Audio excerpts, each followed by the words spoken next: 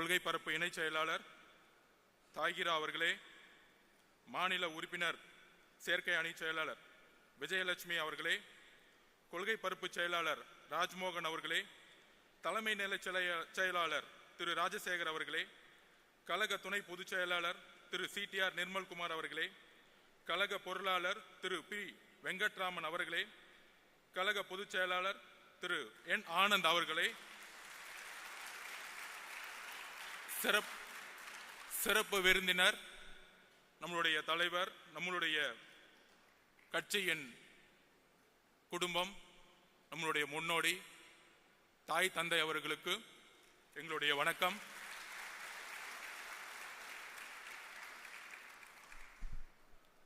தோழர்களே, கட்சியினுடைய மாநில மாவட்ட நிர்வாகிகள் அனைவருக்கும் வணக்கம். தலைவர் அவர்கள் நம்ம நிறைய கோரிக்கைகளை நிறைவேற்றினோம். இன்று வரையும் மக்களால் கட்சியால் பாசமுடன் அழைத்த நம்மளுடைய தளபதியை இனி வெற்றி தலைவர் என்று ஒரே குரலுடன் அந்த தளபதி பட்டத்தை இந்த பொதுக்குழுவில் இழந்து வெற்றி தலைவராக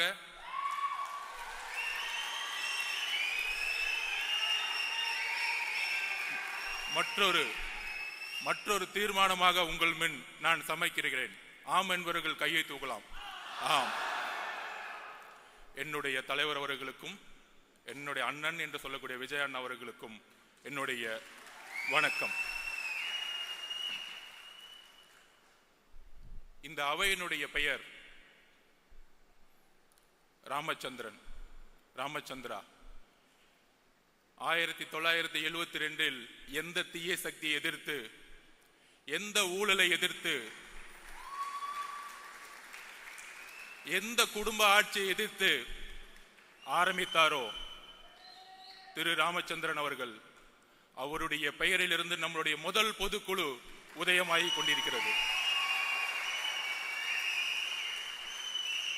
என்ன ஒரு வரலாறு, என்ன ஒரு வரலாற்று இணைப்பு.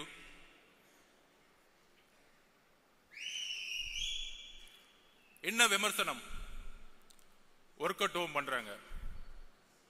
கட்சியுடைய உட்கட்டமைப்பு எந்த அளவிற்கு இந்த 2 மாதங்களில் தலைவர் அவர்களுடைய மேற்பார்வையில், இங்க இருக்கக்கூடிய எல்லாருடைய மாநில நிர்வாகிகளுடைய பார்வையில் சுமார் 2,75,000 பொறுப்பாளர்களை நியமித்து, ஒவ்வொரு நியமமும் தலைவருடைய அனுமதியுடன் நியமித்து, 70,000 பூத் கமிட்டியில் 50,000 பூத் கமிட்டியுடைய வெரிஃபிகேஷனை முடித்து, ஒவ்வொரு நொடியும் கட்சியினுடைய உட்கட்டமைப்பில் தலைவர்களுடைய பங்கெடுப்பு அபரிமிதமானது. உட்கட்டமைப்போடு நாம் தேர்தல் போருக்கு தயாராகி கொண்டிருக்கிறோம். நீங்க சொல்ற மாதிரி ஒர்க் அவுட் இல்ல, உங்களெல்லாம் ரிட்டையர்மெண்ட் கொடுக்கறதுக்கு தான் ரெடி ஆயிட்டு இருக்கோம். உங்களுடைய 70 வருஷ அரசியல், உங்களுடைய ஒட்டுமொத்த மன்னராட்சி, குடும்ப ஆட்சி, 40 வருஷமா வேட்பாளர்னா இந்த அமைச்சர் பெரிய ஆளு, இந்த அமைச்சர் நிறைய செல்வாக்கு, நிறைய காசு வச்சிருக்கார், இந்த ஊழல் அரசியல் அமைச்சர்களையும் ஊழல் குடும்பத்தையும் தூக்கி எறிவதற்காக கட்சியுடைய உட்கட்டமைப்பை அமைதியாக பொறுமையாக உருவாக்கி கொண்டிருக்கிறார். கூடிய விரைவில் பொதுச் செயலாளர் அவர்கள் அறிவிப்பார்கள். கட்சியுடைய உட்டமைப்பு தமிழகமே எதிர்பார்க்கக்கூடிய ஒரு மிகப்பெரிய அதிர்வலையை உருவாக்கக்கூடிய ஒரு மாநாடை நடக்கும் பொழுது கட்சியுடைய உட்கமைப்பு எந்த அளவிற்கு 70 வருட கட்சிகளுக்கு நாம் ஒரு பெரிய சேலஞ்சா இருக்க போறோங்கிறத பதிவு செய்ய கடமைப்பட்டிருக்கிறோம். இதுக்கு நடுவில் எப்ப நம்மளுடைய போராட்டம் தொடர்ந்தாலும் மாநில அரசுடைய ஜனநாயகத்துக்கு எதிரான போராட்டமாக இருந்தாலும், ஒன்றிய அரசினுடைய தமிழர்களுக்கு எதிரான கொள்கைகளாக இருந்தாலும் போராடும் பொழுது ஒரு நெரேட்டிவை செட் பண்ணிட்டு இருக்காங்க. ஒரு கருத்தை வந்து உருவாக்கிட்டே இருப்பாங்க. அதை நான் வந்து இங்க வந்து பதிவு பண்ண நினைக்கிறேன். அண்ணா யூனிவர்சிட்டியில் ஒரு மிகப்பெரிய பாலியல் பிரச்சனை உருவானது. இன்றைக்கு இருந்த ஆளும் கட்சி அதை மூடி மறைக்க பார்த்தாங்க. நம்மளுடைய தலைவர் ஸ்டேட்மெண்ட் வந்த பிறகுதான் தமிழகம் முழுவதும் எங்கே சார் என்கின்ற குரல் ஒலித்தது. ஒவ்வொரு பிரச்சனைக்கும் ஒவ்வொரு வினாடியும் குரல் கொடுக்கக்கூடிய இயக்கம். அப்படி குரல் கொடுத்துட்டு நம்மளுடைய ஒரே குறிக்கோள், நம்மளுடைய மாநாட்டில் தலைவர் அவர்களும் ஒட்டுமொத்த கட்சியும் ஒரு ஒரு அஜெண்டாவை ஃபிக்ஸ் பண்ணார். நம்மளுடைய ஒரே அரசியல் எதிரி திமுக, ஊழல், குடும்ப ஆட்சி, அதோடு சேர்ந்து கொள்கை எதிரி பிஜேபி. தமிழர்களுக்கு எதிரான கொள்கைகளை உருவாக்கக்கூடிய அரசை நாம் எப்பொழுதும் எதிர்ப்போம். இந்த டைரக்ஷன்ல நம்ம கரெக்டா போயிட்டு இருக்கும் பொழுது, இந்த புலி அமைதியா தூங்கிட்டு இருக்கும்போது திடீர்னு ஒரு ஆடு வந்து, என்ன பார்க்க மாட்டீங்களா, என்னையும் பார்க்க மாட்டீங்களா அப்படின்னு என்ன நெரேட்டிவ் செட் பண்றாங்கன்னா, திமுக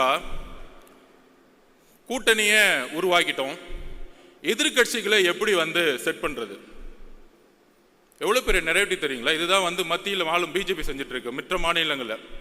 ஆனா இங்க வந்து எப்படி செய்யறாங்கன்னா, அதாவது போன 2ஆம் ஆண்டுக்கு பிரசாந்த் கிஷோர் வந்தார். ஒரு நண்பரா ஒரு ஆலோசனை சொல்லலாம். ஏன் வந்தாரு? எதிர்காலத்தில் முதலமைச்சராக கூடிய எல்லா தகுதியும் நம்மளுடைய தலைவருக்கு இருக்கு. தமிழக வெற்றி கழகம் ஆட்சியை அமைக்கக்கூடிய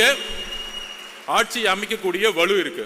இளைஞர்களோட செல்வாக்கு, பெண்களோட செல்வாக்கு, ஒட்டுமொத்த தமிழ்நாடோட செல்வாக்கு இருக்குங்கிற ஒரு ஸ்ட்ராட்டஜிக் வியூல இங்க வராரு. அவருடைய பதிவு பண்றாரு, பேட்டி கொடுக்கிறாரு. மக்களை அவரு முழுமையாக 24 மணி நேரம் சந்திப்பதற்கு முன்பாகவே 20% மக்களை சந்திக்கும் பொழுது அப்ப அவருடைய ஒரே ஒரு கடமை, அந்த கடமை இன்னும் சில நாட்களில் முடிவற்று ஒவ்வொரு நொடியும் மக்களை நோக்கி என்னுடைய தலைவரும் இங்க கட்சியில் இருக்கக்கூடிய ஒவ்வொரு பொறுப்பாளர்களும் வரும்பொழுது மக்களுடைய உண்மையான பிரச்சனைகளை சொல்லக்கூடிய ஒரே தலைவராக கட்சியாக தமிழகத்தில் இருக்கும். இப்படி நம்மளுடைய பயணம் போயிட்டு இருக்கும் பொழுது, நம்ம ஏதோ பிரசாந்த் கிஷோர் அவர்கள் கூட்டிட்டு வந்தவொடனே ஒரு பெரிய டிஎம்கே வந்து நமக்கு எதிராக வந்து ஒரு கட்டமைப்பு உருவாக்குனாங்க, பீகார் ஹிந்தின்னு. இப்ப திமுக என்ன பண்ணிருக்காங்கன்னா, ஒரு பெரிய நிறுவனம் இருக்கு பெண்ணுன்னு சொல்லிட்டு தன்னுடைய மருமகனை வச்சு நடத்திட்டு இருக்காங்க. அதோட சேர்ந்து ஐபேக் அப்படி ஒரு நிறுவனத்தோட சைன் போட்டிருக்காங்க. ரிஷி அவர்கள் யூபியிலேருந்து வந்தவர், முழுக்க பிஜேபிக்காக ஒர்க் பண்ணவர். அதுக்கப்புறம் ராபின் சர்மா மகாராஷ்டிராவில் காங்கிரஸுக்கு எதிராக ஒர்க் பண்ணவர். அதுக்கப்புறம் திரு சுனில் அவர்கள். ஏன்னா இவங்க பேர்லாம் ஏன் சொல்றேன்னா, பிகேவை பற்றி என்னெல்லாம் பேசினாங்களோ இந்த மீடியாவில் பதில் கொடுக்கணும்ல, எங்களுக்கும் அரசியல் தெரியும்ல. 70 வருஷம் கட்சியை நடத்துறவங்க 3 ஸ்ட்ராட்டஜிஸ் அக்ரிமெண்ட் போட்டு என்ன செட் பண்ணிட்டு இருக்காங்கன்னா, எதிர்கட்சிகள் எப்படிலாம் உடைக்கணும், எதிர்கட்சியில் இருக்கிற தலைவர்கள் சுற்றி இருக்க எல்லா தலைவர்களும் எப்படி விலைக்கு வாங்கணும், அப்புறம் எப்படி தமிழக வெற்றி கழகத்தை எதிர்த்து நம்மளுடைய குரலை உடைக்கணும், பல பொய் பிரச்சாரங்களை எப்படி உருவாக்கணும். நமக்குள்ள பல பொய் பிரச்சாரங்களா இருக்கும், நிறைய பொய் பிரச்சாரங்களை உருவாக்குவாங்க. அப்படி செட் பண்ணப்பட்டவர் தான் திரு அண்ணாமலை அவர்கள். அதாவது டெல்லியில மோடி உட்கார்ந்துட்டு மற்ற ஸ்டேட்ல செட் பண்ணிட்டு இருக்காரு, இங்க திமுக அண்ணாமலையே செட் பண்ணிட்டாங்க. அதுதான் புரியல. நல்லா பாருங்க எப்படி டைவர்ட் பண்ணுவார்னு பாருங்க. அதான் நான் சொன்னேன், எங்க தலைவர் புலி மாதிரி அமைதியா இருக்கும்போது திடீர்னு ஒரு ஆடு வந்து சம்பந்தமே இல்லாம, எங்களுடைய குறிக்கோள் ஒட்டுமொத்த திமுகவை நாங்க வந்து கேள்வி கேட்டு மக்களுடைய பிரச்சனையில் குரல் கொடுக்கிறதுக்கு நாங்க பிரச்சாரத்தை உருவாக்கிட்டு இருக்கோம். சம்பந்தமே இல்லாம வந்து எங்க தலைவரை பார்த்து, அது ஒரு தொழில், என்னுடைய தொழில், பெண்ணை கேவலமாக பேசக்கூடிய ஒரு தலைவரை பிஜேபி வந்து வச்சிருக்கும் போதே முடிவாயிருச்சு அந்த கட்சி எந்த அளவுக்கு இருக்குது. அக்கா தமிழிசை சவுந்தரராஜன், வானதி அக்காக்கெல்லாம் தெரியும் இந்த தலைவரை பத்தி.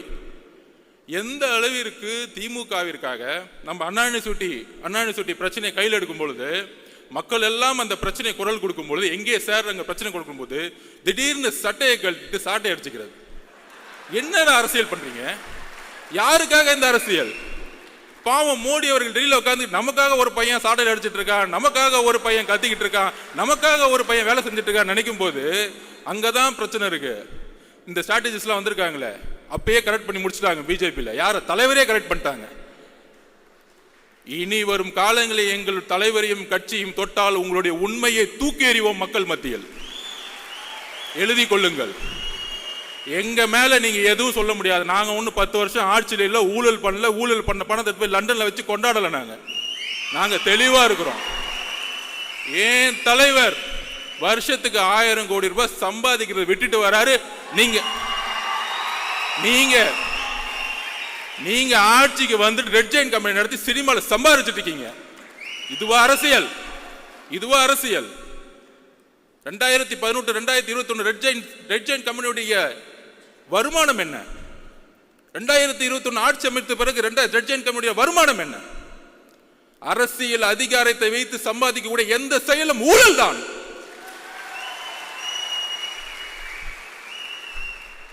நியாயமாக ஒரு நாள் ஷூட்டிங்க்கு கிட்டத்தட்ட 1000 பேர் வந்து ஒர்க் பண்ணிட்டு 15 மணி நேரம் 12 மணி நேரம் ஒரு நடிகர் நடிகைகள் வேலை செய்து மக்களுக்காக இருக்கக்கூடிய ஒரு ப்ரொஃபஷனல், அந்த ப்ரொஃபஷனலை இழிவுபடுத்தி எம்ஜிஆர் அவர்களை எந்த அளவுக்கு நீங்க 72 to 72 நீங்கள் வந்து இழிவு செய்தீர்களோ, அதனாலதான் நீங்க எம்ஜிஆர் இறக்க மறையும் நீங்க வீட்டில் உட்காந்துட்டு இருந்தீங்க. நீங்க ஒர்க் அவுட் ஹோம்ல உட்காந்துட்டு இருந்தீங்க. 2 மாசம் பொறுமையா உட்கார்ந்து கட்சியோட உட்கட்டமைப்பை வந்து உருவாக்கிட்டு இருக்காரு. எதற்காக? ரிட்டையர்மெண்ட் கொடுக்கறதுக்காக. உங்களுடைய ஒட்டுமொத்த அமைச்சரவையும் ரிட்டையர்மெண்ட்டுக்கு ரெடி ஆகிக்கோங்க. போதும், உங்களுடைய அரசியல் போதும். பார்த்து பார்த்து பார்த்து பார்த்து என்ன இளைஞர்கள் கூட்டம் இருக்கும். ஆமா, பொதுக்குழு ஃபுல்லா இளைஞர் கூட்டம். 1949 அண்ணா உருவாக்கிய போது இளைஞர்கள் மட்டும்தான் கட்சியில் இருந்தாங்க.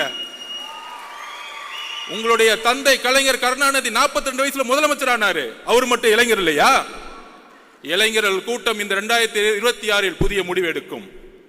ஒட்டுமொத்த தமிழ்நாடு மாற்றங்களை உருவாக்கும். சோ திமுகவோட அஜெண்டா படி இன்னைக்கு பிஜேபியோட அண்ணாமலையும் செட் பண்ணி முடிச்சிட்டாங்க. நீங்க திடீர்னு நாளைக்கு ஏன் திருப்பி வந்து அண்ணாமலை திடீர்னு வந்து ஒரு பிரச்சாரம் வைக்கும் போது நம்ம போய் அவர் திட்ட வேணாம். அதாவது கட்சியை உட்டமைக்கும் போது நான் கேட்டேன், அதோடைய ஸ்ட்ரக்சரை கேட்கும் போது நான் சொன்னேன் பொதுச்செயலாளர்கிட்ட, அந்த ஐடி விங் எப்படி இருக்கும் அப்படின்னு கேட்டேன். இந்த அண்ணாமலை அவர்கள் பேசின உடனே உலகம் ஃபுல்லா ஐடி விங் இருக்கு. கட்சி நாடு இந்தியா மட்டும் இல்ல, உலகம் ஃபுல்லா ஐடி விங்க வந்து தலைவர் அவர்கள் உருவாக்கி வச்சிருக்கிறாரு.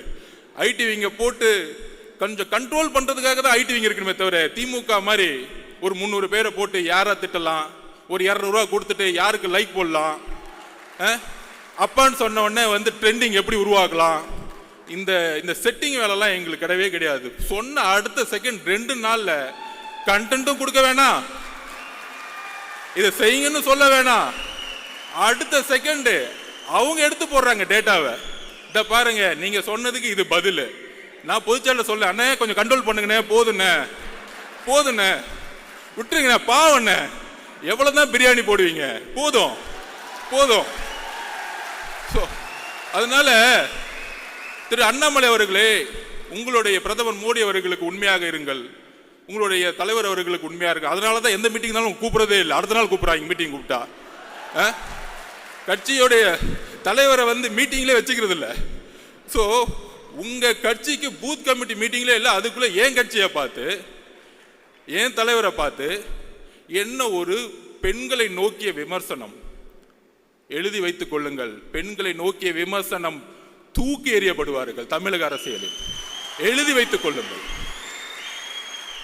இதுதான் லாஸ்டா உங்களுக்கு, இதுதான் பதில் எங்களுடைய தோழர்கள். ஏன்னா எங்களுடைய குறிக்கோள் ஆல்ரெடி தலைவர் பிக்ஸ் பண்ணிட்டாரு, திமுக மத்தியில் ஆளும் பிஜேபி.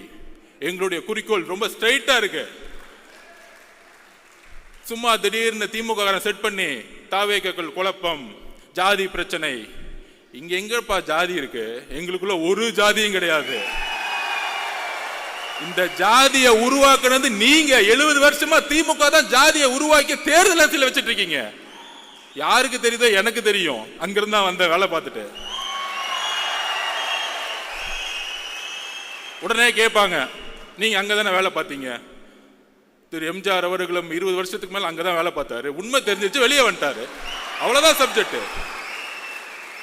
எம்ஜிஆர் நடிச்சிருந்தா உட்காந்து கான்ட்ராக்ட் வாங்கிட்டு சம்பாதிச்சுட்டு இருக்கலாமே, ஏன் வெளியே வந்தாரு? அண்ணாவுடைய குறிக்கோளை நிறைவேற்ற முடியல, வெளியே வந்தாரு.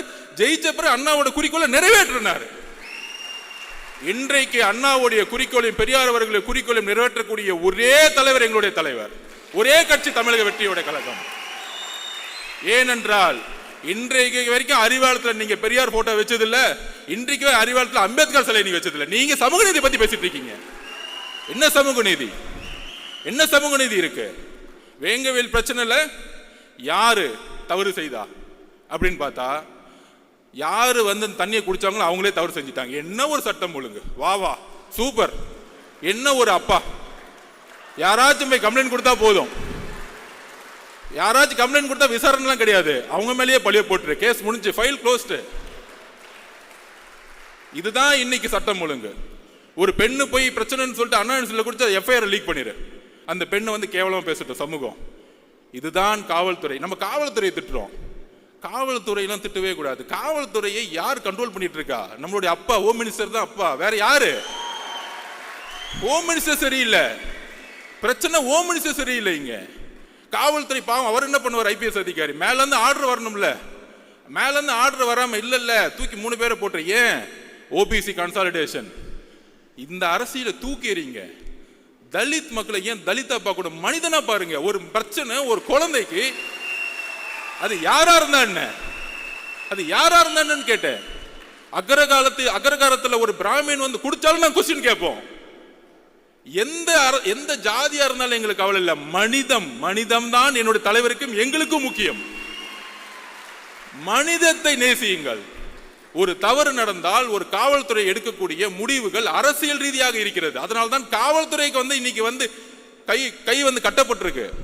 ஆனா இங்க இருக்கக்கூடிய அரசியல்வாதிகள் இல்ல காவல்துறை தவறு செய்யுது, காவல்துறை இயக்கக்கூடிய அதிகாரம் தான் தவறு செஞ்சுட்டு இருக்கீங்க. அதை நாம் உணர்த்தணும். அப்புறம் தலைவர் சொன்னார், பாசிசமா பாயசமா?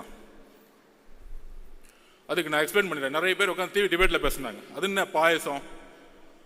அவருக்கு அந்த அரசியல் தெரியல. நான் எக்ஸ்பிளைன் பண்றேன். அதுக்கு ஒரு வரலாற்று காரணம் இருக்கு. நேஷனல் பாசிஸ்ட் பார்ட்டி முசோலினி அவர்களால் 1ஆம் உலகப் போருக்கு பிறகு தொடங்கப்பட்ட கட்சி. அந்த கட்சியோட குறிக்கோள் தொழிலாளர்களையும் ஏழ்மையும் ஒழித்து ஒரு அரசியல் அதிகாரத்தை மக்களால் உருவாக்குவது. அப்படி உருவாக்கும் பொழுது ஒரு இனவாத அரசியலை அவங்க வந்து கையில் எடுத்தாங்க. அதே இனவாத அரசியலை பிஜேபி எடுத்து தேர்தல் அரசியலை கையில் எடுக்கும் பொழுது அதற்கு தான் அதன் பெயர் பாசிசம் என்று சொன்னோம். பாயசம் சொன்ன உடனே என்ன நினைச்சிட்டாங்கன்னா, திமுகறாங்களாம் பரவாயில்ல, அவர் வந்து நம்மளை வந்து கொஞ்சம் ஸ்வீட்டா தான் திட்டுறாரு, தெரியல, இன்னும் அவ்வளவு அரசியல் அறிவு கிடையாது. 3ஆம் தலைமுறை இல்ல, 3ஆம் தலைமுறை கொஞ்சம் கம்மியா தான் இருக்கும், அவங்களுக்கு தெரியாது. இவர்கள் எப்படின்னா பாயசம் சொல்லக்கூடாதுன்னு நாசிசம்னு சொல்லணும். அப்பதான் கொஞ்சம் புரியும். ஸ்ட்ரைட்டா ஹிஸ்டரி புரிய வைக்கணும். நாசிசம் எப்படின்னா, பாசிசோடைய முசோலினியோடைய ஒருத்தரை பார்த்து வளர்ந்தார் அந்த காலத்துல. அவர் பேர் தான் ஹிட்லர். அவர் தான் வந்து பாசிசம் உருவாக்குனார். National socialist German labours party. அந்த கட்சியோட பேர் பார்த்தீங்கன்னு வச்சுக்கோங்க, சோசியலிஸ்ட், லேபர், தொழிலாளர்கள் எல்லோரும் சமம் அப்படிலாம் இருக்கும். நம்ம திமுக மாதிரி. ஆஹா எவ்வளவு அழகா இருக்கு. அண்ணா அவர்கள் உருவாக்கி ரொம்ப அழகா இருக்கும். அண்ணா 3ஆவது தலைமுறையில ஒண்ணுதான் ஊழல். சும்மா பேருக்கு வந்து பேசிக்குவோம், ஜனநாயகமே இருக்காது. நம்ம சட்டசபையில் பேசுவாங்கல்ல, நம்ம ராஜ்மோகன் அவர்களை போய் நம்ம எப்படி அவையை வந்து நடத்தினாரு, அவரை வந்து நம்ம வந்து ஸ்பீக்கர் ஆகிடலாம். சட்டசபை பார்த்தீங்கன்னா எப்படி இருக்குன்னா, எதிர்கட்சி தலைவர்கள் பேசுறத காமிக்கிறதே கிடையாது. வேல்முருகன் அண்ணன் பேசினா கூட காமிக்கிறது கிடையாது. ரொம்ப ஓவரா பேசுற. உட்காரு, என்னடா ஜனநாயகம்? சட்டசபையில் பேசினா கூட ஒன்லி முதல்வர் பேசுவார், அங்கிருந்து பேப்பர் வரும், திடீர்னு முழங்குவார், கேமரா அவர் மட்டும் காமிக்கும். எதிர்கட்சி தலைவரை நான் கேட்கிறேன், எதிர்கட்சி தலைவர் சபையிலே இருக்க மாட்டார், வெளியே போயிருப்பாரு, அவரை பார்த்து கேட்டுட்டு இருப்பாரு. 10 மானிய கோரிக்கை ஒரே நாள் நிறைவேற்றப்படும். உங்க அப்பா கலைஞர் காலத்துல கூட அதை நிறைவேற்ற முடியல, பண்ணதில்லை. எவ்வளவு பெரிய தவறு! மானிய கோரிக்கைங்கிறது ஒவ்வொரு டிபார்ட்மெண்டோடைய ஒரு உயிர் நாடி. ஒவ்வொரு நாளும் மக்கள் எதிர்கட்சி தலைவர்களும் ஒவ்வொரு உறுப்பினர்களும் ஒவ்வொரு மானியத்தை நோக்கி கல்வி மானியம் இருந்தால் உட்காந்து 2 நாள் டிபேட் பண்ணுவாங்க.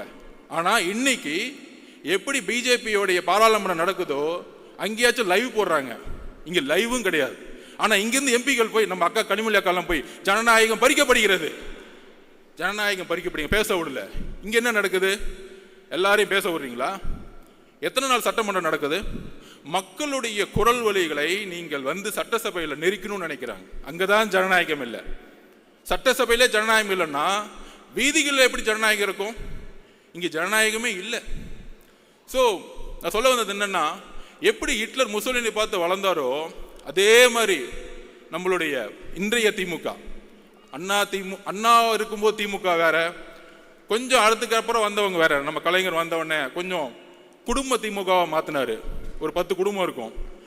இப்ப திமுக அப்படின்னா ஒரே குடும்பம், 10 குடும்பம்லாம் கிடையாது, எல்லாரும் கிளம்பு, எல்லாம் ஒரே குடும்பம் தான். என் பையன், அடுத்தது இன்னொருத்தர் இருக்கார், மருமகன், 2 பேர் தான். மித்த 10 குடும்பம். இதுதான் கலைஞர்கிட்ட இருந்தும் இன்னைக்கு இருக்கக்கூடிய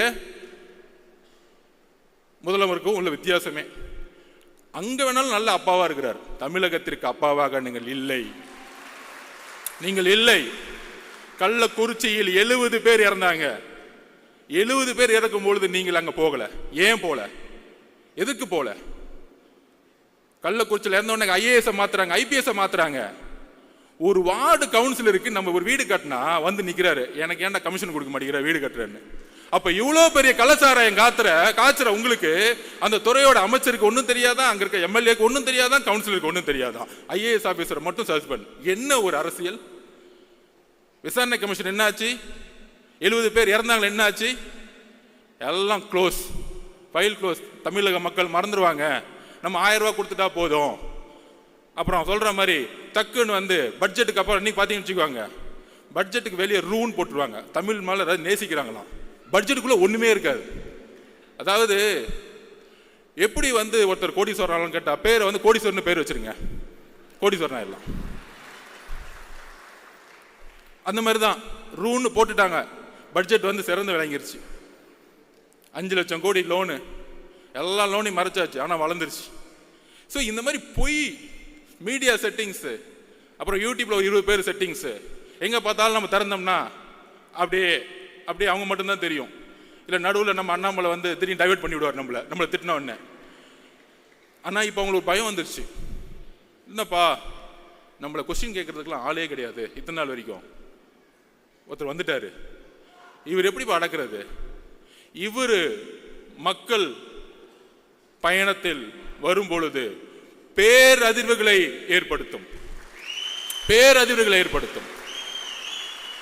அவர் கேட்கக்கூடிய ஒவ்வொரு கேள்வியும் மக்கள் மனசில் இருக்கக்கூடிய கேள்வி கேட்கக்கூடிய சிந்தனைகளா மாறும். இதை தான் பயப்படுறோம். அதனாலதான் தமிழக வெற்றி கழகத்தின் மீது கடுமையான எதிர்ப்புகளும், ஆளுங்கட்சி எதிர்கட்சி ஒன்றிய கட்சி எல்லா கட்சி எதிரி, நீங்க யார் கூட சேர்ந்தாலும் சரி சிங்கிளா மெஜாரிட்டியோட எங்களால் ஜெயிக்க முடியும். அதுக்கு சொல்லுவாங்க நிறைய அரசியல் புலிகள் தரவுகள் பார்த்தீங்கன்னா, இல்ல இல்ல இவ்வளவு பர்சன்டேஜ் தான் இருக்கு, எவ்வளவு பர்சன்டேஜ் தான் இருக்கு அப்படிலாம் செட் பண்ணிட்டு டிஎம்கேக்கு ஃபேவரா எல்லாம் கிளீனா பேசிட்டு இருப்பாங்க. எந்த அளவுக்கு நடிப்புனா, கெட் அவுட் மோடின்னு ஒரு பிரச்சாரத்தை உருவாக்குவாங்க திமுக. எல்லா ஊடகவியலாருக்கும் நான் பதிவு பண்றேன். நமக்கு பார்த்தா தெரியும், நம்ம எல்லாம் ஒன்றிய அரசு பயங்கரமா திமுக தான் இருக்கு. தமிழ்நாட்டில் ஒன்றிய அரசை பிஜேபி எதிர்க்கக்கூடிய ஒரே கட்சி அப்படிங்கிற ஒரு பிரச்சாரத்தை தவிர இந்த 3 எலெக்ஷன் வேற எந்த அஜெண்டா அவங்களுக்கு கிடையாது. எலெக்ஷன்ல ஜெயிக்கிறதுக்கு மட்டும்தான் பிஜேபியை அவங்க எதிர்க்கக்கூடிய ஒரு விஷயம். கெட் அவுட் மோடின்னு இப்போ திடீர்னு ஒரு பிரச்சாரத்தை உருவாக்குவாங்க. ஆனா கெட் அவுட் மோடின்னு சொல்லும்போது மோடி ஊர்லயே இருக்க மாட்டார் தமிழ்நாட்டில். ஆனா மோடி வரும் பொழுது அப்பாவும் பையனும் போயிட்டு வெள்ளை கொடையை பிடிச்சிட்டு இருப்பாங்க அப்படி ஏர்போர்ட்ல. நான் சத்தியமா பார்த்தது இல்லை, மழை பெஞ்சா நம்ம கருப்பு கலர்ல தான் கொடையை பிடிச்சிருப்போம். ஸோ அந்த அளவிற்கு பிஜேபியோட மறைமுகமாக இப்ப அதிமுக போய் சேர்ந்தாங்க, விமர்சனம் வருது, மக்கள் முன்னாடி நிக்கிறாங்க, மக்கள் வந்து ஏத்துக்கல, அதனால வந்து அதிமுக தோல்வி வருது, பிஜேபினால தோல்வி வருது. ஏன்னா முதல் நாளே முஸ்லீம், கிறிஸ்டியன்ஸ், நம்ம தலித் தோழர்களுடைய ஓட்டு 18% இழந்துருவாங்க பிஜேபி கூட யார் சேர்ந்தாலும். இது எல்லோருக்கும் தெரிந்த அரசியல். அப்போ அட்லீஸ்ட் இந்த மக்கள் முன்னாடி நிற்கிறாங்க, தோல்வியை அக்செப்ட் பண்றாங்க, அவங்க வந்து விமர்சனத்தை எதிர்கொள்றாங்க. ஆனா மிகப்பெரிய ஆபத்து என்ன தெரியுமா?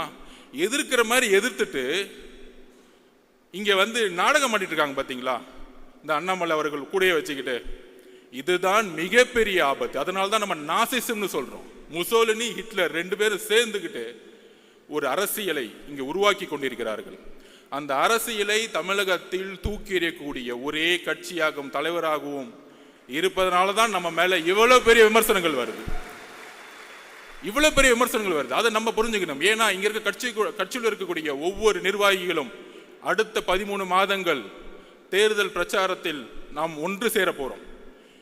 உங்களுக்கு கீழே இருக்கக்கூடிய 70,000 பூத் மெம்பர்ஸ் நீங்க தான். இந்த வேர்கள் தான் நம்மளை வந்து சென்ட் ஜார்ஜ் கோட்டையில தலைவர் அவர்களை உட்கார வைக்க போகுது.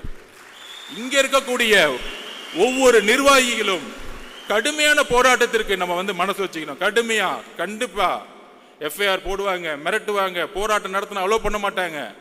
அதையும் மீறி இவங்க சொல்றாங்களே, இவர் வந்து களத்துக்கு வர மாட்டேங்கிறாரு, போராட்டம் பண்ண மாட்டேங்கிறாரு. என்ன போராட்டம் பண்ணிட்டு இருக்கீங்க? போராட்டம்னா என்ன பண்ணிட்டு இருக்கீங்க?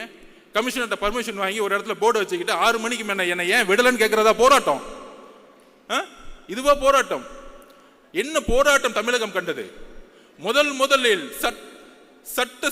சட்ட சீர்திருத்தத்தை, அரசியலமைப்புடைய சட்ட சீர்திருத்தத்தை, ஃபர்ஸ்ட் அமெண்ட்மெண்ட்டை உருவாக்கியது தமிழ்நாடு. இத்தனைக்கும் அன்றைக்கு வந்த அண்ணா அவர்களும் பெரியார் அவர்களும் எந்த அரசியலிலும் முதலமைச்சராக கிடையாது, அதிகாரத்தில் கிடையாது, சமூக நீதிக்காக உருவாக்கிய தமிழ்நாடு. அதுதான் போராட்டம். ஜெயபிரகாஷ் நாராயணன் எமர்ஜென்சிக்கு எதிராக 1977 உருவாக்கினாரே மிகப்பெரிய மக்கள் போராட்டம், அதுதான் போராட்டம். பர்மிஷன் வாங்கி 6 மணிக்கு போர்டு வச்சுட்டு, அதுதான் தலைவர் சொன்னாரு. என்ன சார் போராட்டம் பண்றாங்க, நடிக்கிறாங்க எல்லாம். மக்கள் முன்னாடி, மீடியா முன்னாடி நின்றுட்டு போர்டை பிடிச்சிட்டு அன்னைக்கு டீலிமிடேஷன் நடந்துட்டு இருந்துச்சு. நடந்துட்டு இருக்கும்போது அண்ணாமலை அவர்கள் போராட்டம் பண்ணிட்டு இருக்காரு. எங்கன்னா வீட்டுக்கு வெளியே நின்றுக்கிட்டு. ஏன்னா ரோட்டுக்கு போனால் தூக்கிட்டு போயிடுவாங்க, ஃப்ளைட் மிஸ் ஆகிடும். என்ன போராட்டம் இதெல்லாம்? நீங்க என்ன பார்த்து போராட்டம் தெரியுமா? வெயிட் பண்ணுங்க, இன்னும் 2 மாசம் போராட்டம்னா என்னன்னு காமிக்கிறோம். உண்மையான போராட்டத்தை எங்கள் தலைவர் தமிழகத்திற்கு அண்ணாவுக்கு காமிப்பார், ஜெயபிரகாஷ் நாராயண வழியில் காமிப்பார். உண்மையான போராட்டம் என்ன? நாங்கள் உண்மையாக மக்களுக்காக போராட்டத்தை உருவாக்கி கொண்டிருக்கின்றோம். நாங்கள் அதை தெளிவா இருக்கிறோம். நடிக்கணும்னு அவர் சொல்றதா எப்பயுமே நம்ம உண்மையா இருப்போம். ஒரே குறிக்கோள் தான், மக்கள்கிட்ட உண்மையா இருப்போம், சமநிலையா இருப்போம். அதை நிர்வாகக்கூடிய ஒரே கழகம் இன்றைக்கு. எல்லாம் காம்ப்ரமைஸே கிடையாது, எல்லா கட்சியும் காம்ப்ரமைஸ். ஒன்னு மணி, ஒன்னு ஊழல், ஒன்னு குடும்பம், சொல்றதுக்கு ஒண்ணுமே இல்லை. விமர்சிக்கவே வேணாம். இனிமேட்டு நம்மளுடைய உரிமை, நம்மளுடைய கடமையை நோக்கி நம்ம போவோம், மக்கள்கிட்ட போவோம். அதுக்கான போராட்ட களத்தை தலைவர் அவர்கள் கட்சியுடைய கட்டமைப்போடு உருவாக்கி கொண்டிருக்கிறார். அதை நாம் நம்புவோம். எல்லாரும் சொல்ற மாதிரி தலைவர்கிட்ட இன்னைக்கு வந்து ஒரு அதிகாரம் கொடுத்துட்டோம். கூட்டணி எதுவா இருந்தாலும் தலைவர் கையில் நம்ம அதிகாரத்தை கொடுத்துட்டோம். அவருக்கு தெரியும் மக்களோட வழியில் நல்ல முடிவு எடுப்பார். அந்த முடிவு 2026 மாற்றத்தை உருவாக்கும்.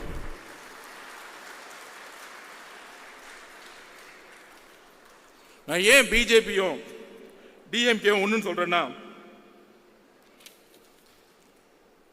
இது கூட்டணி கட்சிகளுக்கு புரியணும்.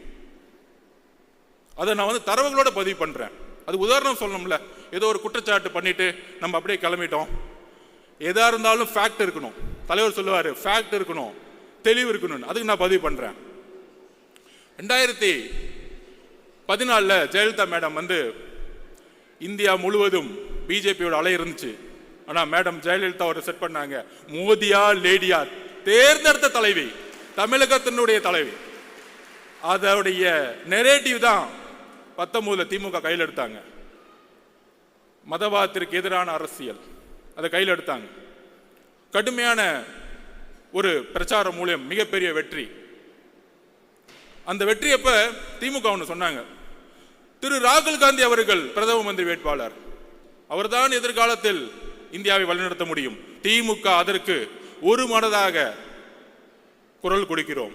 வெஸ்ட் பெங்காலையும் போய் சொன்னார். ஆனா ஜெயிச்சுட்டு வந்த பிறகு 2021 என்ன செட்டிங் நடந்துச்சு டெல்லியில? இந்தியா அலையன்ஸ் உருவாக்குனாங்க. நீங்க இப்ப யோசிச்சு பாருங்க. 2004 நான் ஸ்டூடெண்டா இருக்கும்போது கலைஞர் வந்து ஒரு கூட்டணியை உருவாக்குவார். சோனியா காந்தி மேடத்தை வச்சு ஒரு பெரிய அலைன்ஸ் தீவுத்தொடரில் மீட்டிங் போட்டு ஜனநாயகத்துக்கு எதிரான குரலை உருவாக்கிறோம்னு சொல்லிட்டு ஃபர்ஸ்ட் மீட்டிங் தமிழ்நாடு தான் உருவாக்கும். இந்தியாவுடைய ஒட்டுமொத்த கூட்டணியும் யாங்கிருந்து உருவாங்கன்னா தமிழ்நாட்டிலிருந்து உருவாக்குவாங்க. பிரதம மந்திரி தேர்ந்தெடுக்கக்கூடிய வலிமையை தமிழ்நாட்டிலிருந்து உருவாக்குவாங்க. அப்படி உருவாக்கும் பொழுது 2021 அப்புறம் அவர் வழியில் வந்தேன்னு சொல்றவங்க 2021 அப்புறம் அமைதியாயிட்டாங்க. அதாவது இங்கிருந்து கத்திட்டு இருப்பாங்க, நாங்கள் பிஜேபி எதிர்க்கிறோம், மதவாதத்தை எதிர்க்கிறோம், மோடி எதிர்க்கிறோம். ஏன்? ஓட் பேங்காக. இப்படி எதிர்த்தா முஸ்லிம் தோழர்களும் கிறிஸ்துவ தோழர்களும் தலித் தோழர்களும் ஓட்டு போட்டுருவாங்க. இங்க தான் ஒரு பொய் இருக்குன்னு நான் சொல்றேன். நீங்க என்ன நரேட்டிவ் செட் பண்ண, அந்த நரேட்டிவ் நான் உடைக்கிறேன். ஏன் உடைக்கிறோம் அப்படின்னா 21 அப்புறம் தமிழகத்தில் விசிகே ஒரு இந்தியா அலைன்ஸ் மீட்டிங்கை திருச்சி நடத்தினாங்க, வெல்லும் ஜனநாயகம்னு. ஏன் திமுக தலைமையில இந்தியாவோட அலைன்ஸ் மீட்டிங்கை தைரியமா பிஜேபிக்கு எதிராக நீங்க நடத்தல? பதில் சொல்லுங்க. இன்னைக்கு ஏன் ராகுல் காந்தி அவர்கள் பிரதம மந்திரி வேட்பாளரா நீங்க சொல்லல? இதற்கும் பதில் இருக்காது. இதுதான் நடிப்பு. சோ மேல நாங்க வந்து ராகுல் காந்திக்கு வந்து பிரதம மந்திரி வேட்பாளரா நாங்க சொல்ல மாட்டோம். இங்க வந்து ஒரு எதிரியை உருவாக்குவாங்க, பிஜேபி, அண்ணாமலை. கேமரா டெய்லியும் பாத்தீங்கன்னா அண்ணாமலை சுத்தி இருக்கும், திமுகவை சுத்தி இருக்கும். திமுகவை எதிர்க்கக்கூடியவங்க யாரு? 5% இருக்கக்கூடிய பிஜேபி. இன்னொரு மித்த கட்சியெல்லாம் அமைதி பண்ணிட்டாங்க. அக்கா சொல்றாங்க 4% மேல தாண்டாது அப்படின்னு. ஸோ அக்கா சொல்றதை கேட்டுக்கலாம். அப்ப டெய்லி மீடியால என்ன தெரியும்? இவர் கத்துவாரு, இவங்க பதில் கொடுப்பாங்க. திடீர்னு இருமொழிகள் அண்ணா சொன்னார் ஒரே தட்டி, தமிழகத்தில் இருமொழி கொள்கை எப்பொழுதும் இருக்கும், அதுவரை நான் ஆட்சி செய்து கொண்டிருக்கிறேன். இதை நீங்க காப்பாத்தல, அண்ணா உருவாக்கிட்டாரு. டீலிமிட்டேஷன் புரோகிராம் கொண்டு வருவாங்க, உடனே பிஜேபி ஏத்து நிற்கும், ஆமான்னு சொல்ல இவங்க எது நிற்கும். இந்த அரசியலை நம்ம கண்ணு முன்னாடி மீடியா செட்டிங்கோட பார்க்கவே வச்சுட்டு இருக்காங்க. அப்ப என்ன நினைப்போம்? ஓகே, மதவாதத்தை எதிர்க்கிறதுக்கு இன்னைக்கு திமுக மட்டும்தான் இருக்கு. ஸோ மதவாதத்தை இருக்கக்கூடிய கூட்டணி கட்சிகள் இன்றைக்கு இருக்கக்கூடிய திமுக செய்யக்கூடிய ஊழல், அமைச்சர்கள் செய்யக்கூடிய ஊழல், குடும்பம் செய்யக்கூடிய ஊழல், பாலிசியோடைய ஃபெயிலியர்ஸ், தலித் மக்களுடைய எதிர்ப்பு, ஜாதி அரசியல், இதெல்லாம் ஓரமா வச்சுக்கிட்டு டெய்லியும் மீட்டிங்ல மதவாத அரசியலை நாங்கள் மதவாத அரசியல் தமிழகத்தில் நம்ம தூக்கி எறிஞ்சிட்டோம். 4 எலெக்ஷன் தோத்துட்டாங்க. வரக்கூடிய 2026க்கான தேர்தல் உங்களுடைய ஊழல் ஆட்சியை எப்படி எம்ஜிஆர் அவர்கள் தீய சக்தியை தூக்கி எறிந்து ஊழலற்ற ஆட்சி உருவாக்கணும்னு நினைச்சாரோ அந்த குறிக்கோளை இன்றைக்கு கூட்டணி கட்சிகள் இழப்பதனால் என்ன பிரச்சனை வரும்னு சொல்லிடுறேன். மக்களுடைய அன்றாட பிரச்சனையை இழந்திருக்கக்கூடிய கட்சிகள் தன்னுடைய இருப்பிடத்தை இழக்கும் பொழுது இங்கு பிஜேபி வளரக்கூடிய சூழ்நிலையை திமுக உருவாக்கி கொண்டிருக்கிறது. அது ஒரே ஒரு உதாரணம் சொல்லிடுறேன். திரு வைகோ அவர்கள் சிறந்த பேச்சாளர், தமிழ் தேசியத்துக்காக மிகப்பெரிய பேசுவார். ஆனால் கூட்டணி கட்சியை எப்படி வந்து ஹேண்டில் பண்ணாங்க? 2021 நம்ம தலைவர் சொன்னாரு, அதிகார பகிர்வு. ஏன்? எல்லோரும் சமமாக நினைக்கக்கூடிய சிந்தனை இருப்பதனால் அதிகார பகிர்வுன்னு சொன்னாரு. வேற எதுவும் கிடையாது. நம்ம கூட வரவங்க எல்லாருக்கும் அதிகாரம் கொடுக்கணும். அதிகாரம் கொடுக்கும் பொழுது அந்த அதிகாரம் பரவலாக்கும் பொழுது மக்களுடைய முன்னேற்றம் இருக்கும். திரு வைகோ அவர்களை எப்படி காலி பண்ணாங்க தெரியுமா? 6 தொகுதி கொடுத்துட்டு டிஎம்கே சிம்பிள் நிக்க வச்சுட்டாங்க. இன்னைக்கு வைகோ அவர்களுக்கு சட்டசபையில மெம்பர்ஸே கிடையாது. கடைசியில் அவருடைய மகன் ஒரு அமைச்சர் முன்னாடி கண் கலங்கி அழுகுறார், நான் சொந்த சிம்பிள் தான் நிற்பேன் அப்படின்னு. இதுதான் உங்களுடைய கூட்டணியுடைய அடக்குமுறை, இதுதான் சர்வாதிகாரம், இதுதான் நாசிசம், இதுதான் ஹிட்லர். ஜனநாயகம் பேசிக்கொண்டு ஹிட்லர் எப்படி ஆட்சியை பிடித்த பிறகு ஒரு டிக்டேட்டர்ஷிப்பை அரசை உருவாக்கினாரோ, ஜனநாயகத்தை பேசி ஆட்சிக்கு வந்தவுடன் வெறும் பிஜேபி எதிர்ப்பு என்ற ஒற்றை காரணத்தை வைத்து நீங்கள் தொடர்ந்து 3 தேர்தலில் வென்று கொண்டு அதை உடைக்கக்கூடிய ஒரே சக்தி எங்களுடைய கட்சி தலைவரும் தாவைக்காவும் தான். அதற்கான பயம்தான் எங்கள் மீது பல தரப்பட்ட விமர்சனங்கள். அந்த நாடகத்தன்மையோட நான் ஒரு கொஸ்டின் கேட்கிறேன் கூட்டணி கட்சிகளுக்கு. தமிழகத்திலுடைய பிரச்சனைகளை ஏன் குரல் கொடுக்க கூட்டணி கட்சிகள் இன்று அமைதியாக இருக்கிறது. அமைதியாக இருக்கும் பொழுது மக்களுடைய உணர்வு எப்படி வெஸ்ட் பெங்கால்ல கம்யூனிஸ்ட் தோழர்கள் அமைதியாக இருக்கும் பொழுது எப்படி பிஜேபி 2ஆம் இடத்துக்கு வந்ததோ அதே போல திமுக பிஜேபி வளர்க்கிறதுக்கான எல்லா வேலைகளையும் செய்து கொண்டிருக்கிறது. டெல்லியில மேல செட்டிங் பண்ணிக்கிட்டு இங்க எதிர்க்கிற மாதிரி எதிர்க்கிறது. ஏன்னா அவங்களுக்கு முதலமைச்சர் ஆகணும், தான் பையனை உட்கார வைக்கணும், அவ்வளவுதான் அஜெண்டா, வேற ஒன்றும் கிடையாது. டீலிமிட்டேஷன் மீட்டிங் நடத்தினாங்களே, பாவம் முதலமைச்சர்கள்லாம் வந்துட்டாங்க. அண்ணா அக்கா வழிமொழிறாங்க, தம்பி பேசுறாரு, அப்பா பேசுறாரு. என்ன குடும்ப மீட்டிங்? பேசாம ஒரு பர்த்டே ஃபங்க்ஷன் வச்சிடலாமே. டீலிமிஷன் மீட்டிங்கா இல்ல பிறந்த நாள் விழாவாது? ஸோ அந்த அளவிற்கு அரசியலை எந்த அளவிற்கு மக்கள் முன்னாடியும் தன்னுடைய மீடியாவுடைய பலத்தினாலும் நாங்கள் தான் ஒரு டிக்டேட்டர்ஷிப், நாங்கள் தான் ஜனநாயகவாதிகள் சொல்லக்கூடிய ஒரு போலி ஜனநாயகவாதிகள், தன்னுடைய ஊழலை மறைப்பதற்கான போலி ஜனநாயகவாதிகள். எப்படி நான் காங்கிரஸை பார்த்து கேட்டணும், ஏன் 2024 ராகுல் காந்தி அவர்களை பிரதம மந்திரியாக நீங்கள் முன்னிலைப்படுத்தவில்லை? தமிழக காங்கிரஸ் தொண்டர்கள் இதை யோசிக்க வேண்டும். மேல இருக்கிற 1-2 பேரை செட் பண்ணிட்டு அதுவல்ல காங்கிரஸ். தமிழக காங்கிரஸ் தொண்டர்களுடைய உணர்வு காமராஜ் ஆட்சியை உருவாக்க வேண்டும். இதை ஏன் செய்யவில்லை? காங்கிரஸ் தொண்டர்கள் இதை கேள்வி கேட்க வேண்டும். அதற்கு அப்புறம் நம்ம சிபிஐ, சிபிஎம், கம்யூனிஸ்ட் தோழர்கள் என்ன ஒரு அடக்குமுறை. சாம்சங் தொழிலாளர்கள் போராட்டம், அண்ணா சவுந்தரராஜன் அரெஸ்ட் பண்றாங்க. யாரு? கூட்டணி கட்சியில் இருக்கக்கூடிய ஒரு தோழரை அரெஸ்ட் பண்றாங்க. டாஸ்மார்க்ல பூட்டு போடும்போது எஃப்ஐஆர் போடுறாங்க. ஆனா கேட்கறது இல்லை. அதுதான் சிபிஐ தோழர்களிடம் நான் கேட்கிறேன், கம்யூனிஸ்ட் தோழர்களிடம் கேட்கிறேன், ஏன் நீங்கள் குரல் கொடுக்க மாட்டேங்கிறீர்கள்?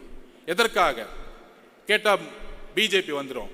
பிஜேபியை மக்கள் தொடை தெரிந்து விட்டார்கள். அதை நாம் நம்புவோம், அதை நாம் நம்புவோம். மக்களுக்கான உண்மையான அதிகாரத்தை உருவாக்கக்கூடிய அரசியலை உருவாக்குவோம். நாங்க ஏன் உங்களை விமர்சிக்க மாட்டேங்கிறோம்னா, நீங்க 40 வருஷமா மக்களுக்காக போராடி போராடி தியாகம் பண்ண தலைவர்களாக நாங்க உங்களுக்காக பேசிட்டு இருக்கோம். எங்களுடைய எதிர்ப்பு ஊழல்வாதிகளுக்காக. இதுக்காக கூட்டணிக்காக அர்ஜுன் பேசுறாரு. நோ, பிஜேபி உள்ள விடாம இருக்குன்னா பிசிகே இருக்கணும், கம்யூனிஸ்ட் இருக்கணும், காங்கிரஸ் இருக்கணும். நாங்கள் உண்மையாக முழக்கமிடுகிறோம். அரஸ்ட் பண்ணிட்டு ஜனநாயகத்தை குரலை உடைச்சிட்டு அதுல அமைச்சரை மீட்டிங்ல அமைச்சர் பேசுறாரு. தஞ்சாவூர்ல தான் இருக்கிறார் இண்டஸ்ட்ரி, அவர் ஒரு பண்ணையாரு. 10 மணி நேரம் மீட்டிங் போகுது. மீடியால பேசுறது பாருங்க, எவ்வளவு பெரிய அவமானம் கூட்டணி கட்சிகளுக்கு. 10 மணி நேரம் மீட்டிங் பேசுறாரு. மீட்டிங் முடிச்சுட்டு வெளியே வந்த உடனே அந்த அமைச்சர் சொல்றாரு, நாங்க 10 மணி நேரம் பேசிட்டு இருக்கோம், இவங்க எதுக்காக பேசிட்டே இருக்காங்கன்னு தெரியல. டேய் அறிவு கட்டவங்களே, அவங்க என்ன கேட்கிறாங்க? தொழிற்சங்கம் உருவாக்க வேண்டும். ஏன் உருவாக்கணும்? தமிழகத்தில் 53% சர்வீஸ் இண்டஸ்ட்ரி, சேவைத்துறை, 34% உற்பத்தி துறை, 13% வேளாண்மை துறை. 3 துறைகளும் லேபர்ஸ் டிபார்ட்மெண்டா மாறி இருக்கு. ஒட்டுமொத்தமாக தொழிலாளர்கள் நிறைந்த தமிழ்நாடாக இன்னைக்கு மாறி இருக்கு. அப்ப தொழிலாளர்களுக்கான சட்டத்தை யார் உருவாக்குவா? புதுசா பாண்டட் லேபர் சிஸ்டத்துல 3000 8000 சம்பளத்துக்கு நீங்க வேலைக்கு அனுப்புறது ஒரு பெரிய விஷயமா? அப்படியே பொருளாதாரத்தை உருவாக்க முடியும்? அப்ப கம்யூனிஸ்ட் தோழர்கள் போராடுறாங்க. இந்திய அரசியல் சாசனத்தோடைய உரிமை தொழிற்சங்கத்தை உருவாக்க வேண்டும். தலைவரிடம் கோரிக்கை வைக்கிறேன், இனி நாம் தொழிற்சங்கத்தை தமிழகம் முழுவதும் உருவாக்குவோம். உங்களுடைய பெயருக்காக, நம்மளுடைய கட்சிக்காக தொழிற்சங்கத்தை மிகப்பெரிய உருவாக்குவோம். அந்த தொழிலாளர்களுக்காக போராடக்கூடிய ஒரே இயக்கம் தமிழக வெற்றி கழகமாக மாறும் கூடிய விரைவில். நீங்கள் குரல் கொடுக்கவில்லை என்றால் தமிழக வெற்றி கழகம் இருக்கிறது. தோழர்களே, நாங்கள் உண்மையோடு உங்களோடு பயணிக்க கொள்கை அடிப்படையில் தேர்தல் அரசியல் கூட்டணி இதெல்லாம் தூக்கி போடுங்க. முதல்ல மக்களுடைய பிரச்சனையை பத்தி மெதுவா பேசிட்டே இருப்போம். தேர்தல் அரசியல 2 மாசத்துக்கு முன்னாடி வச்சுக்கலாம். அந்த பிரச்சனையை பேசக்கூடிய தலைவரையும் மக்களையும் தான் மக்கள் தேர்ந்தெடுப்பார்கள். எழுதி வைத்துக் கொள்ளுங்கள். அடுத்தது நம்ம மனிதநேய மக்கள் கட்சி ஜவஹர் அண்ணன் ஆட்சி வரதுக்கு முன்னாடி கோயம்புத்தூர் இருக்க முஸ்லிம்கள் விடுவிக்கப்படுவார்கள் மனித நேயத்தின் அடிப்படையில். ஆட்சி வந்த பிறகு சுப்ரீம் கோர்ட்ல அவங்கெல்லாம் வெளியே விட்டா சமூக நல்லிணத்துக்கு பிரச்சனை ஏற்படுத்திடும். யார் பண்றது? தமிழக அரசு. அதுக்கு அடுத்த வாரமே திமுக மேடையில திமுக உறுதி கொடுத்த மாதிரி முஸ்லிம் தோழர்களை வெளியே அமைச்சிருவோம். என்ன ஒரு நடிப்பு, என்ன ஒரு முரண்! இந்த முரண்களை ஏன் இன்னும் கொஸ்டின் கேட்காம இருக்கிறோம்? நம்ம இந்த முரண்களை நம்ம கேள்வி எழுப்பணும். தோழர்கள் இங்க இருக்கக்கூடிய ஒவ்வொரு மாவட்டத்திலும் போது நம்மளுடைய முஸ்லீம் தோழர்களை பார்க்கும் பொழுது கேள்வி கேட்கணும். நம்ம இப்தார் விருது நடத்துறோம், தலைவர் வந்துட்டார், உடனே திமுக இருந்து திட்டுவாங்கன்னு. திட்டினா தைரியமா திட்டுங்க, அதெல்லாம் பின்னாடி வந்து திட்டுறது 10 பேரை வச்சுக்கிட்டு. அந்த பயம் இருக்கட்டும் எங்க தலைவரை பார்த்து, அவ்வளவுதான் சொல்லுவேன் நான். ஏற்கனவே ஒருத்தர் திட்டு, ஏற்கனவே நம்ம தலைவர் அண்ணாமலை திட்டி 2 நாள் நல்லா வாங்கி கட்டிக்கிட்டார். தம்ம எங்க உலகம் முழுச போனை திறந்தா போனை பார்க்கும் போதுதான் திட்டிட்டு இருக்காங்க. அவரை போனை பார்க்கவே முடியல. இதுதான் எங்களுடைய ஐடிவிங்க. நீங்க ஐடிவிங்க உருவாக்கிங்க, உலகம் முழுச ஆல்ரெடி உருவாகி கிடக்கு. அப்ப எந்த அளவிற்கு ஒரு இப்தார் விருந்துல ஒரு நாள் 4 மணிலிருந்து நம்மளுடைய முஸ்லிம் தோழர்கள் மாதிரியே நோன்பு இருந்து தலைவர் வந்து அதோடைய முறைப்படி அவர்களுடைய ஒரு நோம்பில் பங்கெடுத்துக்குன்னு வரும் பொழுது அடுத்து முடிஞ்சான விமர்சனம், இது ஆயிருச்சு அப்படி ஆயிருச்சு, அடுத்த நாள் போலீஸ் கம்ப்ளைண்ட். என்ன ஒரு திமுக என்ன பயம்? நாங்க பாட்டிக்கு ஒரு விருது முடிச்சுட்டு நாங்க பாட்டிக்கு எங்களுடைய கட்சி வேலையை பார்த்துட்டு இருக்கும்போது, அப்ப நான் ஒரு கொஸ்டின் கேட்கிறேன். நீங்க முஸ்லிம்களுக்கு தோழர்கள்னா 1999 திரு கலைஞர் அவர்கள் பிஜேபி தலைமையிலான கூட்டணியை பங்கெடுத்தார். குறைந்தபட்ச செயல் திட்டம் உருவாக்கணும். இன்றைக்கு பிஜேபியோடைய வளர்ச்சியும் அடித்தளமும் உருவாக்கப்பட்டது 1999 to 2004. அதுல பங்கெடுத்த முக்கியமான பார்ட்னர் டிஎம்கே. நாங்க பேசலாமா உங்க அரசியல? அதுல அன்னைக்கு 2001 காலகட்டங்களில் முஸ்லிம் தோழர்கள் கோத்ரால வந்து மிகப்பெரிய இழப்பு இருக்கும் பொழுது ஏன் நீங்க ரிசைன் பண்ணல?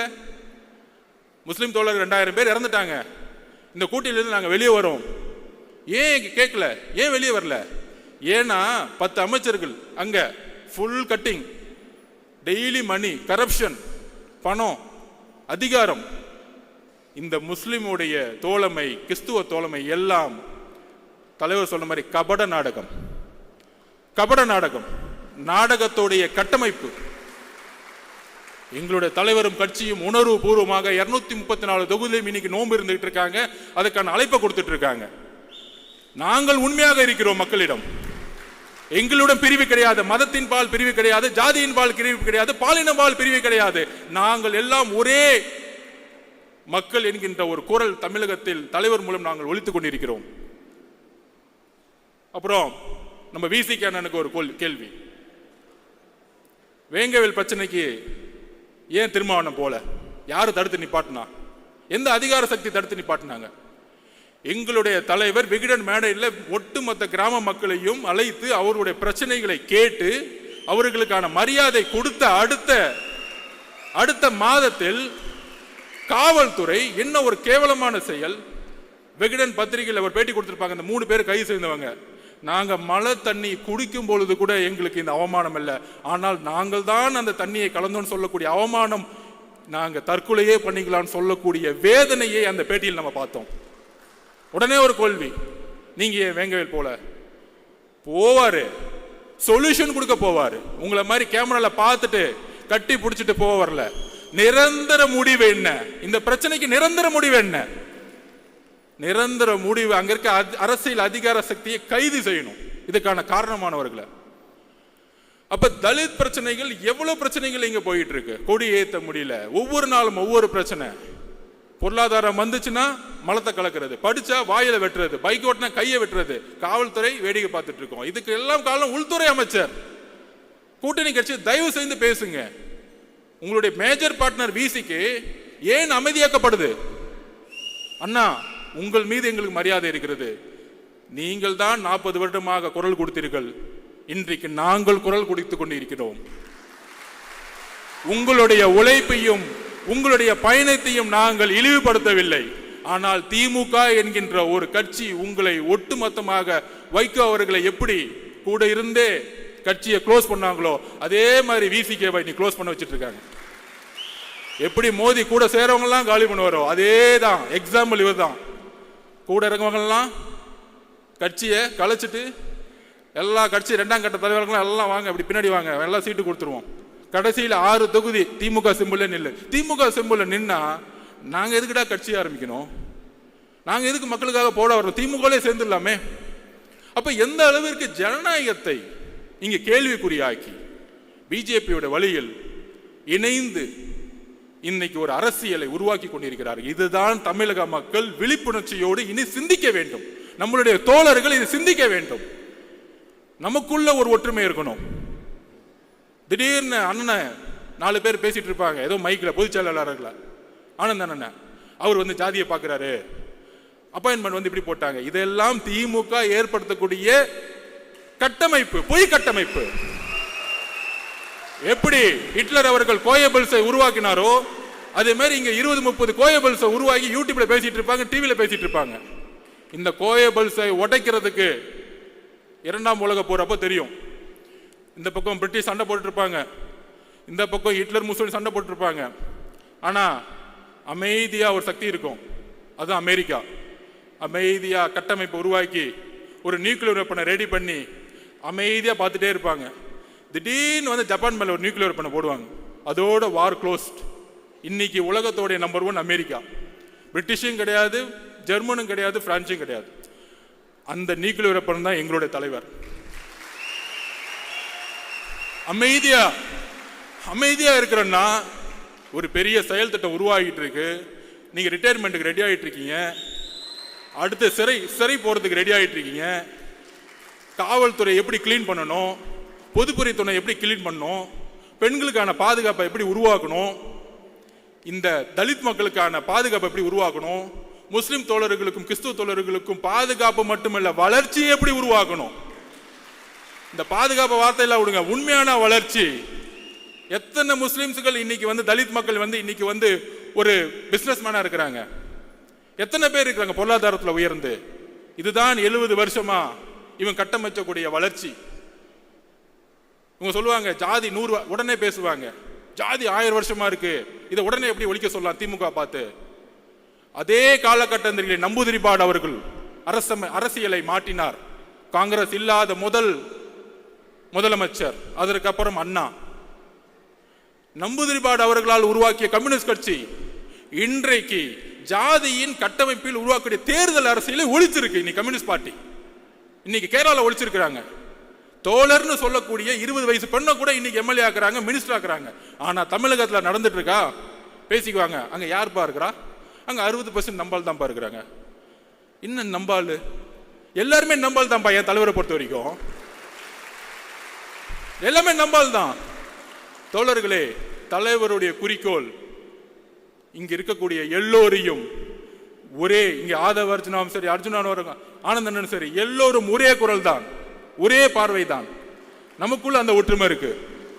அதிகாரம்லாம் கிடையாது. என்னுடைய வேலையை நான் செஞ்சுட்டு இருக்கேன்.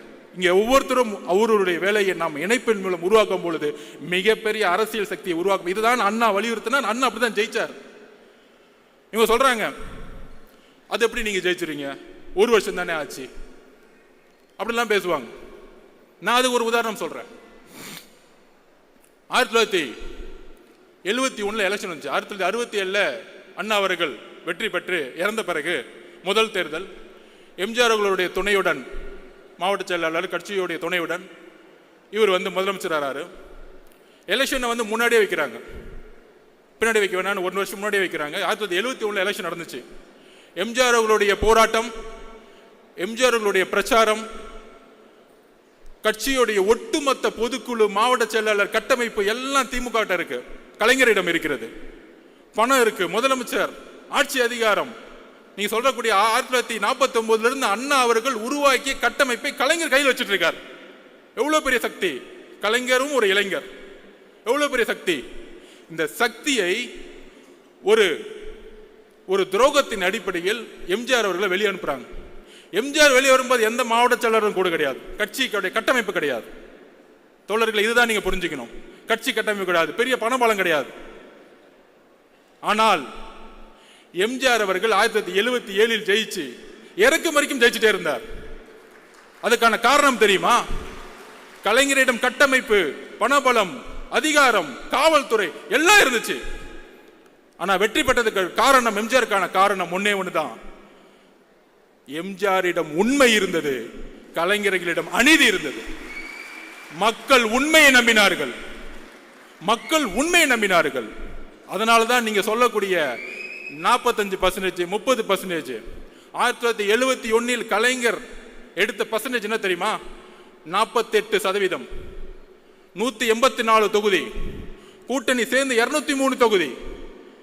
இத்தனை மிகப்பெரிய வெற்றியை இன்றைய வரைக்கும் எந்த தலைவரும் பெற்றது கிடையாது. எம்ஜிஆருடன் சேர்ந்திருந்ததால், துரோகத்தால் அந்த வெற்றியை 1977 இழந்தார். அப்ப கலைஞரும் திமுகவும் அடைந்த, அண்ணா உருவாக்கிய கட்டமைப்போடு திமுக ஏற்பட்ட ஓட் பேங்க் என்ன தெரியுமா? 24%. 48% எப்படி 24% குறைந்தது? ஏனென்றால் மக்கள் உங்களிடம் உண்மை என்பதை புரிந்து கொள்ளும் பொழுது 24% மக்கள் வெளியேறி உண்மையான தலைவரிடம் இணைந்தார்கள். அப்படி உண்மையாக மக்கள் நம்மளுடைய தலைவரிடம் இணையக்கூடிய காலம் 2026. இதுதான் நான் உதாரணமா சொல்றேன். இந்த உதாரணம், இந்த கணக்கெடுப்பு, இன்னுமேட்டு கணக்கெடுப்பு பேசக்கூடிய புலிகளுக்கு பதில் இதுதான். இந்த புலிகளுக்கு எல்லாம் பதில் சொல்ல வேணாம். அது புலிகள் இல்லை, எலிகள், திமுகவுடைய எலிகள். நிறைய எலிகளை விட்டுருக்காங்க, அது கண்டுக்கூடாது. நம்ம டிவியை பார்க்கறத விட்டுட்டு நம்ம பயணத்தை நம்மளுடைய களத்துக்கு தைரியமா சொல்லுவோம். நீங்கள் தான் இந்த நாட்டின் மன்னர்கள் மாதிரி. நாம் வெற்றி பெறும் பொழுது மன்னர் குடும்பம் அகற்றப்பட்டு நாம் மன்னர்களாக உருவாக்கக்கூடிய தலைவரை நாம் உருவாக்கி இருக்கிறோம். அதே மாதிரி அடுத்த ஒரு விஷயம், நம்ம எல்லாம் மனசை உடைக்கிறதுக்கு எல்லாம் பேசிக்குவாங்க. இல்ல பெரிய கூட்டணி திமுக, மக்களுடைய பிரச்சனைகளை தினமும் பேசாத எந்த கூட்டணியும் எவ்வளவு பெரிய தோல்வி அடைங்கிறதுக்கு ஒரு உதாரணம் சொல்றேன். 2011 தேர்தல், 2011 தேர்தலில் ஒரு விமர்சனம் ஜெயலலிதா அம்மாவை பார்த்து, தூங்கிட்டு இருக்காங்க, உடம்பு சரியில்லை, கட்சியில் இருக்கவங்களாம் வெளியே போயிட்டாங்க, கட்சி கட்டமைப்பு போயிருச்சு. அப்ப எழுதி வச்சுக்கோங்க, திமுக 30%, கலைஞர் என்ன நினைச்சாரு? திமுக 30%, காங்கிரஸ் சேர்த்துக்கிட்டா 10%, 40%, பிஎம்கே 8%, 48%, விசிகே 3-4%, எல்லாரையும் சேர்த்து 55%. 2011 200 தொகுதி ஜெயிச்சிருவோம்னு ரிப்போர்ட் கொடுத்தாங்க. இதே மாதிரி தான் இப்ப சொல்லிக்கிறாங்களே 200 தொகுதி ஜெயிச்சிருவோம். அப்ப அவங்க அப்பா 2011 சொல்லிக்கிட்டாரு 200 தொகுதியில் ஜெயிச்சிருவோம் அப்படின்னு. மக்கள் 2 மாசம் தான் பிரச்சாரம். அதான் சொன்ன, தேர்தல் அரசியல் நம்ம லாஸ்ட் 2 மாசம் பார்த்துக்கலாம். 2 மாசம் தான் பிரச்சாரம். ஜெயலலிதா அம்மானால 203 தொகுதியில் ஜெயிச்சு எதிர்கட்சி தலைவர் கூட ஆகல நீங்க. இதுதான் அரசியல், இதுதான் மக்கள். பெரிய கூட்டணி, கூட இருக்கிற கால்குலேஷன், இதெல்லாம் மக்கள் முன்ன எடுபடாது. நீங்கள் மக்களிடம் உண்மையாக இருக்கிறீர்களா? இந்த கூட்டணி மக்களிடம் உண்மையாக இருக்கிறதா? அந்த தேர்தல் 2011 காங்கிரஸ், அதே காங்கிரஸ் 8% வாங்கினாங்க, பிஎம்கே அதே % வாங்கினாங்க. ஆனா திமுக 22% போயிட்டாங்க. திமுகனால கூட்டணி கட்சிகளே தோத்துட்டாங்க. கூட்டணி கட்சிகள் நல்ல கட்சிகள் தான், அவங்க ஊழல் பண்ணல, பிரச்சாரம் வாழ்க்கை புதுசா போராடிட்டு இருப்பாங்க. கம்யூனிஸ்ட் தோழர்கள், பிசிகே தோழர்கள் போராடிட்டு இருப்பாங்க, நல்ல தலைவர்கள். ஆனால் தேர்தல் அரசியலில் முடிவுகள் தவறாகும் பொழுது, மக்களுக்கான போராட்டம் உண்மையாக இல்லாத பொழுது, மக்கள் திமுகவை நிராகரிக்கும் பொழுது கூட இருக்கக்கூடிய ஒவ்வொருத்தரையும் நிராகரித்து தூக்கி எறிஞ்சிருவாங்க. நான் உங்களுக்காக சேர்த்து பேசிக்கிட்டு இருக்கோம், கூட்டணி கட்சிக்காக சேர்த்து பேசிட்டு இருக்கோம். ஆனால் கூட்டணிலாம் பேசிக்க வேணாம், மக்களுக்கான உண்மையான போராட்டத்தை உருவாக்குவோம். அதுதான் இப்ப இல்ல, அதுதான் பிரச்சனை. எல்லாரும் அமைதியா இருக்கிறாங்க, பேசினா நடவடிக்கை எடுத்துருவாங்க, கேஸ் போட்டுருவாங்க, மிரட்டுவாங்க. உளவியல் ரீதியா நம்ம சிதைக்கிறது. உளவியல் ரீதியா எம்ஜிஆர் எப்படி உளவியல் ரீதியா சிதைச்சாங்க? அவங்க மேல, அவங்க தொண்டர்கள் மேல கேஸா போடுவாங்க. நாம் எதற்கும் தயாராக இருக்க வேண்டும் அடுத்த 12 மாதங்கள். இதுதான் நம்மளுடைய இன்னைக்கு ஒருங்கிணைந்த முடிவாக எடுக்க வேண்டும். நம்மளுடைய தலைவர்களுக்காக மட்டுமல்ல, நம்மளுடைய மக்களுக்காக. இந்த மண்ணின் மீது உண்மையான நேசமும் பாசமும் தமிழக வெற்றி கழகத்துக்கு மட்டும்தான் இருக்கு. அதற்கான வலிமை இருக்கு. இவங்க சொல்லுவாங்களே, இப்ப அண்ணன் வந்து சொன்னாரு, மாவட்ட செயலாளர் அண்ணன், நான் ஒரு ஆட்டோ டிரைவர், என்ன மாவட்ட செயலர் ஆகிட்டார். இதுதான் தமிழக வெற்றி கழகம், இதுதான் தமிழக வெற்றி கழகம். இதுதான் அண்ணா 1949 உருவாக்கினார். சாமானியன் அரசியலுக்கு வர வேண்டும், பண்ணையார்களை தூக்கி எறியணும். எந்த சாமானியர்கள் அன்னைக்கு உருவானவங்களோ இன்னைக்கு எல்லாம் பண்ணையார மாறிட்டான். அன்னைக்கு லாஸ்ட் டைம் அண்ணா சொன்ன மாதிரி 30 வருஷத்துல ஊழல், விவசாயம் போராட்டம் பண்ணா திரு அருள் அவர்களை குண்டாஸ் போடுறது. இதே திரு அருள் அவர்கள் திமுக ஆட்சியில போராடினாரு திமுகவோட. ஆனா வந்தவன அந்த அமைச்சர், திருவண்ணாமலை அமைச்சர் குண்டாஸ் போட்டுறது. எவ்வளவு வேளாண்மைகளுக்கு எதிரான எவ்வளவு பெரிய கொடுமையான சட்டங்கள் இங்க உருவாக்கப்பட்டு இருக்கிறது. சோ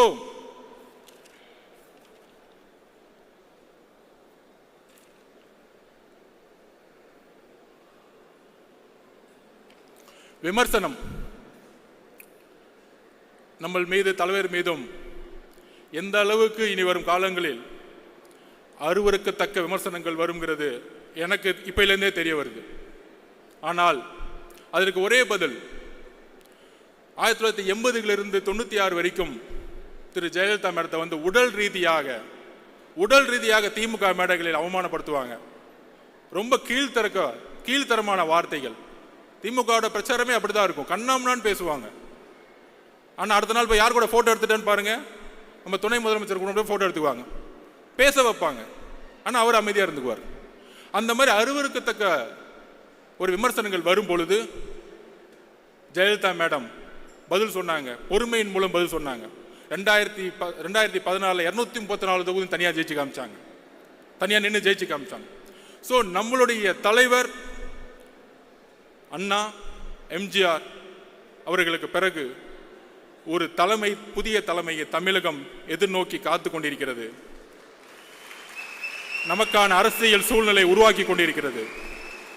இவங்க செட் பண்ண நெரேட்டிவ், நமக்கு எதிரான பொய் பிரச்சாரங்கள், இவங்க சொல்லக்கூடிய கால்குலேஷன்ஸ், உங்களுக்கு 20% இருக்கும், 30% இருக்கும். இந்த உடவியல் எல்லாம் தூக்கி எறிந்து எப்படி 77இல் ஒரு மாற்றங்கள் 48% 24% மக்களால் தூக்கி எறியப்பட்டார்களோ அதே போல வரக்கூடிய தேர்தல் 2026 தமிழக வெற்றி கழகம் மிக பெற அளவில் மக்கள் பேராதுடன் ஆட்சி அமைத்து தலைவர் அவர்கள் முதலமைச்சராகவும்